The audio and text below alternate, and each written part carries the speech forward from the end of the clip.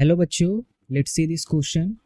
The question says a stone of mass m is tied to one end of a wire of length L.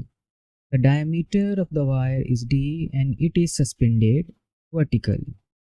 The stone is now rotated in a horizontal plane and makes an angle theta with the vertical. If the Young's modulus of the wire is y, then increase in the length of the wire h. और हमें 4 options दे रखे हैं। तो हमें कहा गया है कि एक वायर है जिसका कुछ लेंथ और डायमीटर हमें दे रखा है। ये वायर इनिशियली वर्टिकली सस्पेंडेड था और इससे एक स्टोन ऑफ मास सेम लटका हुआ था। फिर हमने इस स्टोन को हॉरिजॉन्टल प्लेन में रोटेट किया जिससे कि अब ये वायर वर्टिकल से थीटा एंगल बना रहा है।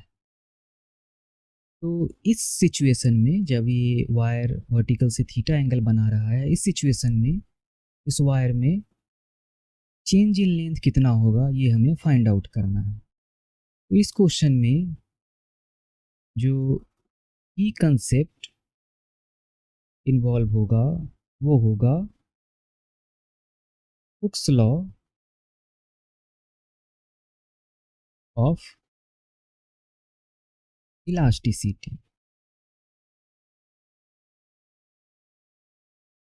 मास ऑफ द स्टोन हमें क्वेश्चन में m दे रखा है, तो ये हमारा वायर हॉरिजॉन्टल वर्टिकल से थीटा एंगल बनाता हुआ इस तरह लटका है और मास ऑफ स्टोन m है।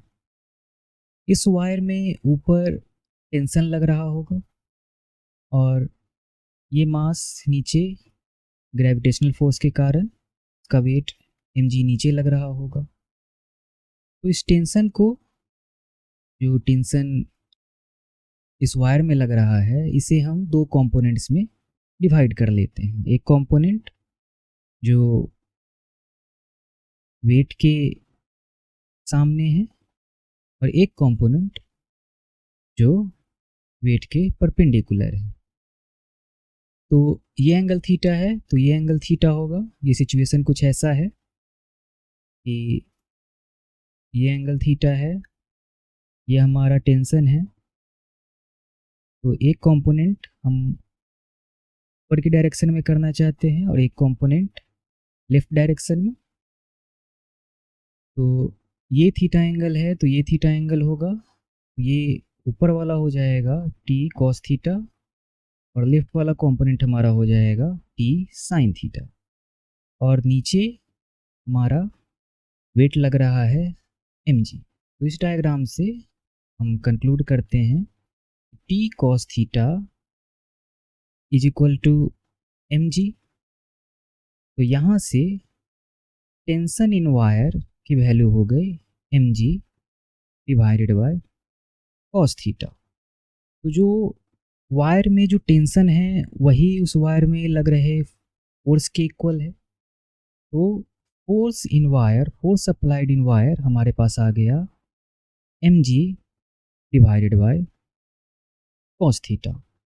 अब वायर की लेंथ हमें क्वेश्चन में दे रखी है कैपिटल L, उसका डायमीटर हमें दे रखा है d, तो रेडियस हो जाएगा d डिवाइडेड बाई 2 और क्रॉस सेक्शन एरिया ए हमारा हो जाएगा pi D square divided by 4। हम मान लेते हैं कि change in length in wire delta L है। Now according to Hooke's law F divided by A is equal to Y multiplied by delta L divided by L.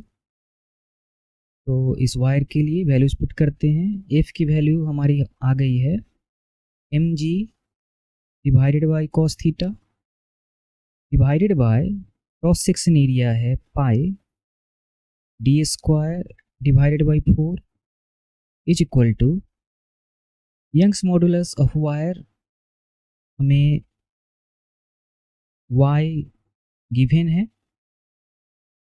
Delta L, change in length हमने delta L माना है, divided by original length capital L दे रखा है। तो यहाँ से change in length delta L हमारा हो जाएगा 4 mg multiplied by capital L divided by cos theta pi D square Y. यही हमारा फाइनल आंसर हो जाएगा। तो चलिए हम ऑप्शन मैच कर लेते हैं। ये हमारा डेल्टा एल का वैल्यू ऑप्शन सी से मैच कर रहा है, 4 mgl divided by pi D square Y cos theta. Option C हमारा करेक्ट ऑप्शन होगा। Hope you understood it well. Best of luck.